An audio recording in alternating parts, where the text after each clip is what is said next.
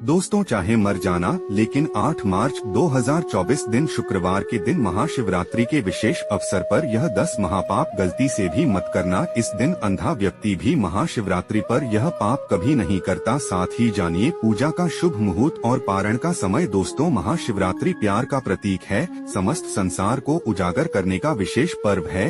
यह खुशियों का संचार भारत ही नहीं अपितु विदेश में भी महाशिवरात्रि बड़ी ही धूमधाम के साथ मनाई जाती है। महाशिवरात्रि गंगाजल की हर एक बूंद से भी ज्यादा पवित्र मानी गई है, शुभ कार्य मंगलकारी मानी गई है। दोस्तों, माता पार्वती ने पति के रूप में महादेव शिव को पाने के लिए घोर तपस्या की थी और उसी तपस्या का फल है महाशिवरात्रि। कालों के भी काल महाकाल का आशीर्वाद पाने के लिए कमेंट में लिखें जय हो गौरी शंकर की जय हो, देवों के देव महादेव को एक लाइक जरूर करें। दोस्तों, महाशिवरात्रि पर एक ऐसा उपाय आपको करना है जिससे बिन पूजा पाठ के ही सारा फल मिल जाता है, जिसको करने के बाद बिना धूप दीप जलाए, अगरबत्ती जलाए, फूल अर्पित करें। मात्र यह एक उपाय कर लेना, भगवान शिव दौड़े चले आएंगे, कंगाल भी हो जाएंगे, धनी किस्मत पर लग जाएंगे 4 चांद, दिन दुगनी रात चौगुनी होगी तरक्की। आगे आपकी मर्जी। वीडियो को लाइक जरूर करें। दोस्तों, भगवान भोलेनाथ को समर्पित इस पर्व का शिव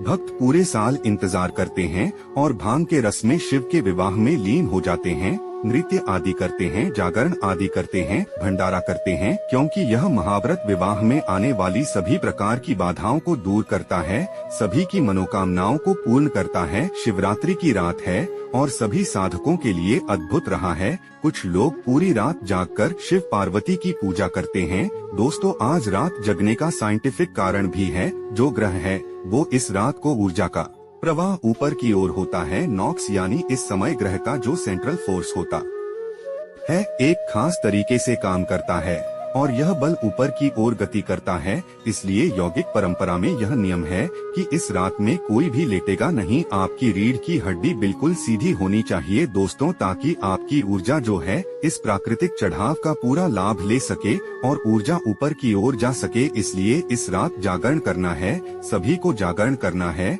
और महाशिवरात्रि मनाने के पीछे कारण भी है। इस दिन क्षीण होता है चंद्रमा, तो इसके माध्यम से पृथ्वी पर अलौकिक लयात्मक शक्तियाँ आती है जो जीवनी शक्ति में वृद्धि करती है।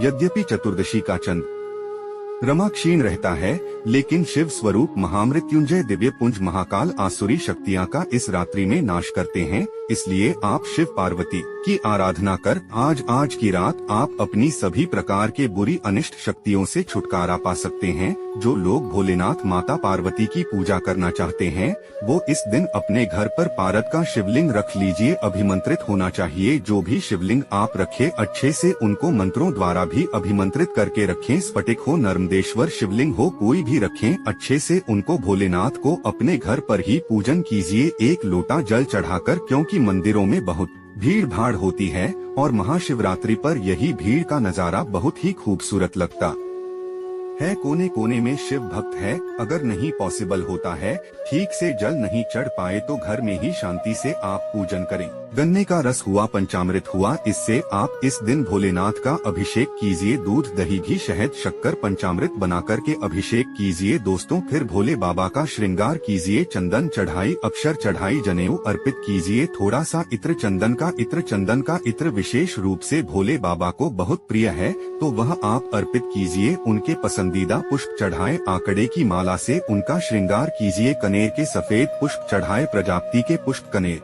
हुए, कमल हुए, गुलाब हुए, बेल हुए, यह फूल उनको बहुत प्रिय है, यह अर्पित करें। और 5 बेलपत्र अवश्य चढ़ाएं। अगर आपको बेलपत्र नहीं मिलते हैं तो जैसे तैसे तो एक चांदी का बेलपत्र रख लीजिए। उस दिन उसी को 108 बेलपत्र, ध्यान रखें चांदी का बेलपत्र आपका अभिमंत्रित होगा तो वह 108 बेलपत्र अर्पित करने का फल आपको प्राप्त कराता है।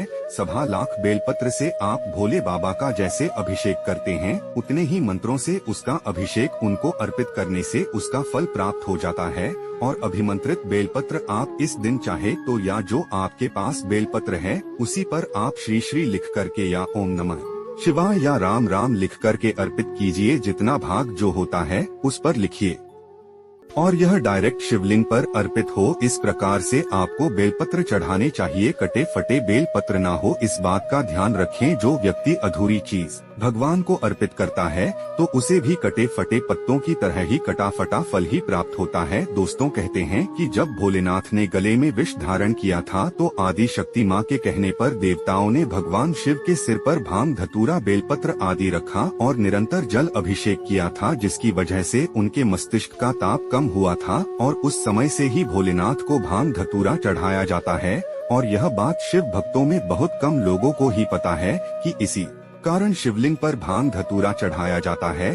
दोस्तों, अगर आपके घर में शिवलिंग है तो आज के दिन आप चाहे तो शिव जी का त्रिशूल हुआ, डमरू हुआ, यह भी आप उनको अर्पित कर सकते हैं। शिव जी के डमरू की दमदम की ध्वनि मंगल गुरु से संबंधित होती है। चंद्रमा उनके मस्तक पर विराजमान होकर अपनी क्रांति से अनंत आकाश में जटाधारी महामृत्युंजय को प्रसन्न करता है और बुध आदि ग्रह इसमें संभाव से सहायक होते हैं। तो यह आज के दिन डमरू अर्पित करें। भोले बाबा को डमरू धारण भी कर सकते हैं। अभिमंत्रित करके आप अपने शरीर पर छोटा सा डमरू धारण करें। नासा में एक महिला वैज्ञानिक है जिनका नाम सेलिना है। उनके गले में भगवान शिव के डमरू है। वह मानती है पूरा ब्रह्मांड ही शुभ है, इसीलिए आप भी अपने गले में छोटा सा डमरू अवश्य धारण करें। जब अंग्रेज लोग, विदेशी लोग डमरू धारण कर सकते हैं, शिव का नाम ले सकते हैं, तो आप तो सच्चे सनातनी हैं। आपको गर्व होना चाहिए। आपके ऊपर भगवान शिव का आशीर्वाद है। आप सनातनी हैं।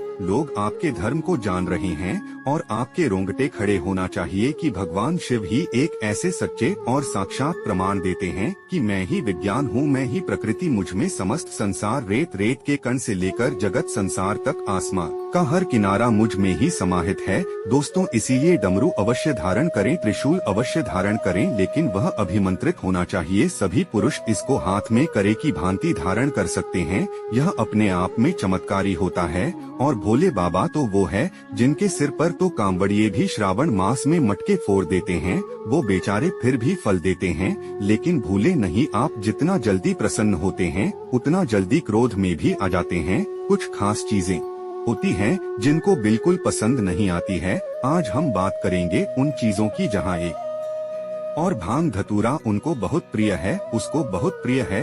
जल का अभिषेक करना उनको बहुत प्रिय है। पंचामृत, गन्ने का रस, इससे आप अभिषेक कीजिए, उनको बहुत प्रिय है। इत्र के जल से अभिषेक कीजिए दोस्तों, लेकिन वही गन्ने का रस अगर बासी हो तो भूल से भी कुछ लोगों को मैंने देखा है रात में या पहले दिन ही फ्रिज में लाकर रख देते हैं गन्ने का रस और अगले दिन सुबह सुबह उसे भोले बाबा का अभिषेक करते हैं। ऐसी गलती न करें। नहीं मिलता है तो आप सिर्फ जल से अभिषेक कीजिए। जल में थोड़ा सा इत्र डालकर के अभिषेक कीजिए। ऐसा करके आप अपने आप को ज्यादा ज्ञानी साबित ना करें। कुछ लोग पैकेट लेकर जाते हैं या प्लास्टिक की बोतलों में दूध लेकर जाते हैं, उससे अभिषेक करते हैं। ऐसा ना करें। स्टील का लोटा ले लीजिए, चांदी का लोटा ले लीजिए, जो आपकी स्टील की कटोरी है उसे ले लीजिए, कि गिलास ले लीजिए, उसमें दूध रख के गौ माता का दूध हो वो आप अभिषेक कीजिए। जो पैकेट वाले बासी दूध होते उसे आपको भोले बाबा का अभिषेक नहीं करना चाहिए। उसमें कई केमिकल मिले होते हैं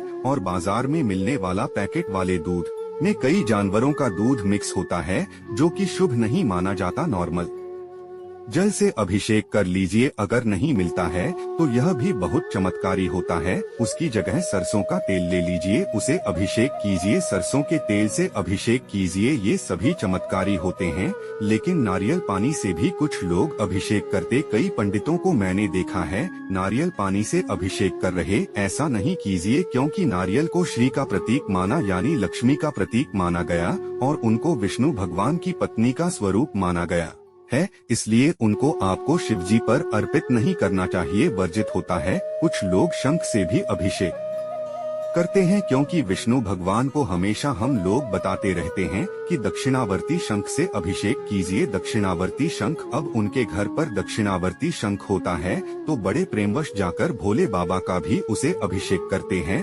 दोस्तों, ऐसा नहीं कीजिए। शिवजी की पूजा में शंख का उपयोग वर्जित है। दोस्तों, भोलेनाथ को पूजा में हल्दी भी नहीं चढ़ानी चाहिए। तो दोस्तों, वीडियो पसंद आई हो तो वीडियो को लाइक और चैनल को सब्सक्राइब जरूर करें और कमेंट बॉक्स में हर हर महादेव लिखना ना भूले।